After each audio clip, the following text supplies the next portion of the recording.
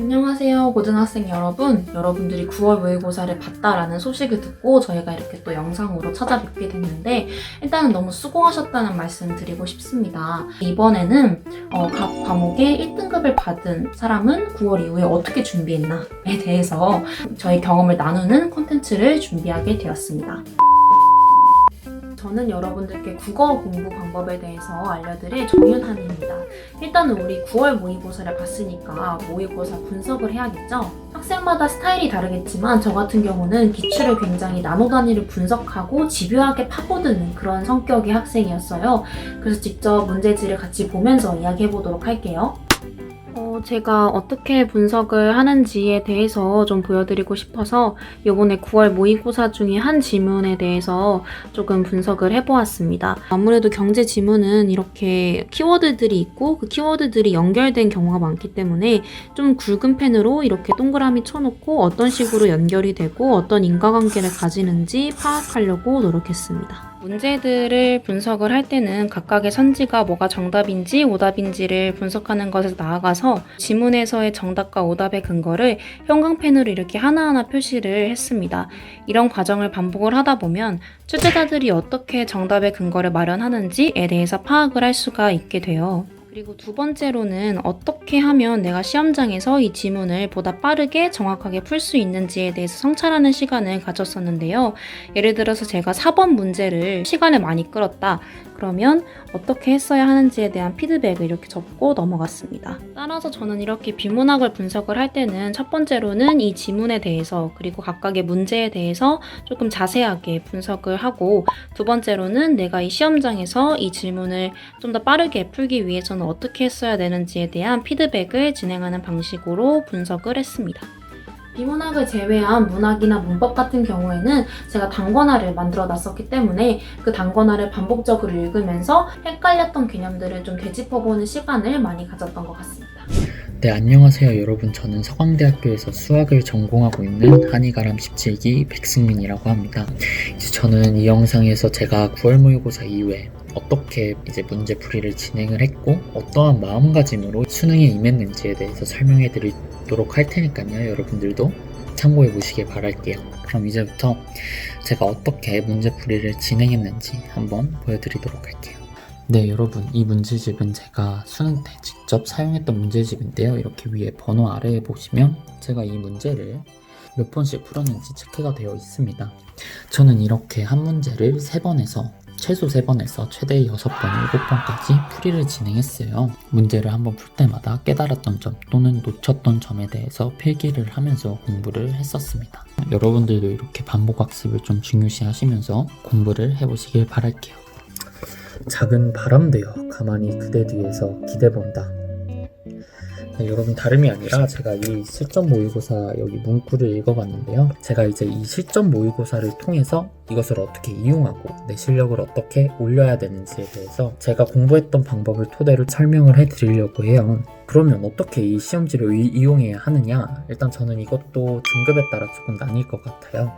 이렇게 고난이도 문제들을 풀 수 있는 학생들은 이제 자신이 원하는 점수 이상의 점수를 얻을 수 있도록 공부하는 게 당연히 맞겠죠. 진짜로 모의고사 푸는 것처럼. 하지만 3등급, 4등급인 학생들은 사실은 이것을 시간 내에 푸는 게 불가능할 뿐더러 사실 준킬러나 비킬러, 심지어 3점 문제를 풀 때도 되게 어려워할 수 있어요. 그런 학생들은 킬러 문제를 빼고 100분 안에 푸는 훈련을 하면 되게 좋다고 생각을 하거든요. 그러면서 좀 자신감도 업되고 이제 실력이 점차 올라오면 이제 그것을 킬러 문제 푸는데 사용을 할 수 있기 때문에 그렇게 푸는 게 가장 효율적이라고 생각합니다.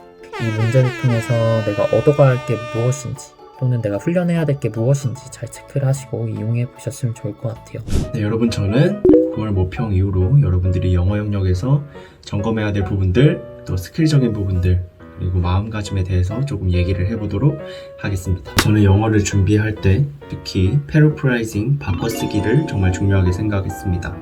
이 바꿔쓰기라는 게 순서 삽입, 또 빈칸 같은 유형에 상관없이 정말 활용처가 높다고 생각을 합니다. 이 패러프레이징을 통해서 내용이 어디서 전환되는지도 여러분들이 파악을 하실 수가 있습니다. 그럼 39번 문제를 보도록 하겠습니다. 지금 보시는 것처럼 소비자들의 다양해진 요구와 수요라는 맥락의 내용들은 제가 보라색으로 색을 칠했고, 이런 것들이 겹쳐져서 형성된 조금 더 큰 단위는 파란색으로 색을 칠했어요. 이렇게 바꿔쓰기를 파악을 하면 내용이 어디서 전환이 되는지를 여러분이 아실 수 있게 됩니다. 4번 뒤에 문장에서 내용이 처음으로 전환이 되고, 이를 한 번에 설명하는 지문이 5번에 올 수 있게 됩니다. 네, 이렇게 중요한 패러프레이징 연습을 여러분들이 수특, 수완 책을 통해서 마스터를 하셔야 됩니다. 이건 실제로 제가 사용을 했던 책을 들고 와봤습니다. 이렇게 더러운 이유는 사실 저 때는 이게 라떼는이 돼버렸는데, 저 때는 영어가 직접 연계라서 3회독, 5회독을 한다고 좀 책을 더럽게 썼었어요. 그런데 결국 핵심은 여러분들이 같은 색의 형광펜을 사용하든지 아니면 또 선을 긋는지 등의 방법을 활용을 해서 같은 내용의 맥락을 찾아내는 패러프레이징 분석을 꼭 하시길 바랍니다. 그래서 9월 모평 이후에 나는 도저히 뭘 해야 될지 모르겠다 하시는 학생분들은 어휘 암기하는 거랑 이렇게 패러프레이징 분석 연습을 하시는 것을 꼭 추천드립니다. 제가.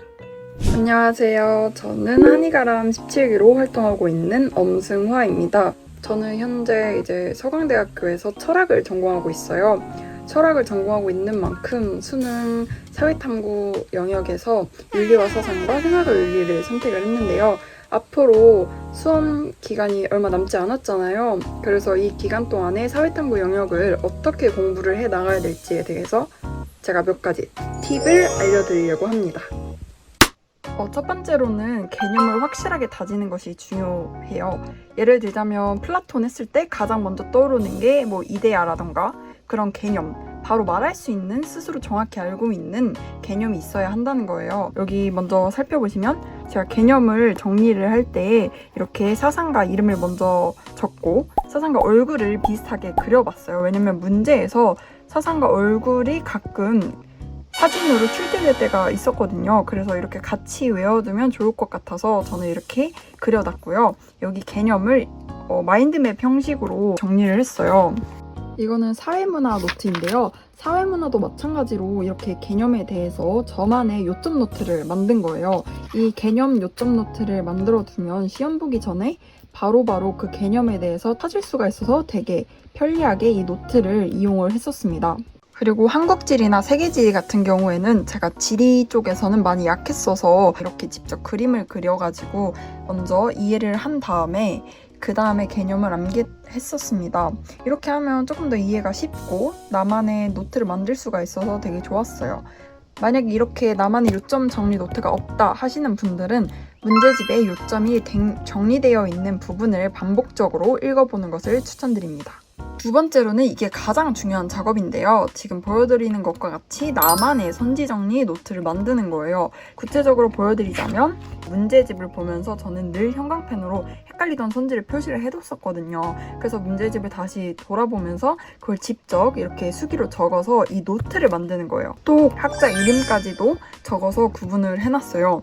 이렇게 OX까지 표시를 해놓은 다음에 시간이 날 때마다 쉬는 시간마다 한 챕터씩 손으로 가린 상태로 이렇게 암기를 하면서 개념을 상기시키는 연습을 했어요. 이렇게 하면 헷갈렸던 부분이나 문제에서 어떤 개념을 의미하는지 캐치하기가 어려울 때 쉽게 바로 풀거나 이해할 수가 있었어요. 네, 제가 앞에서 소개해드린 두 가지 공부 방법은 사회탐구 영역에 있는 전반적인 과목들에 다 활용될 수 있다고 생각을 해요. 그래서 여러분께서 자신만의 선지 노트를 간단하게라도 만든 다음에 수능 전에 그것을 반복적으로 보고 헷갈리는 선지, 개념을 자신의 것으로 꼭 만드셨으면 좋겠습니다. 네, 여러분들 지금까지 저희 한이들이 각자 1등급을 받은 과목들을 하나씩 맡아서 9월 이후에 수능을 어떻게 준비했는지에 대해서 경험을 나눠봤는데 유익한 정보들이 많았기를 바라겠습니다. 사실 수능이라는 게 그 누구에게도 기댈 수 없고 나 자신 하나만을 믿고 가는 시험인 거잖아요. 그래서 본인에 대한 믿음이 굉장히 중요하다라고 생각을 해요. 지금까지 본인이 공부했던 것들을 믿고 시험장에서 시험을 잘 칠 본인을 믿고 공부하셨으면 좋겠습니다. 이 영상이 올라갈 때쯤 수능이 60일 정도 남았을 겁니다.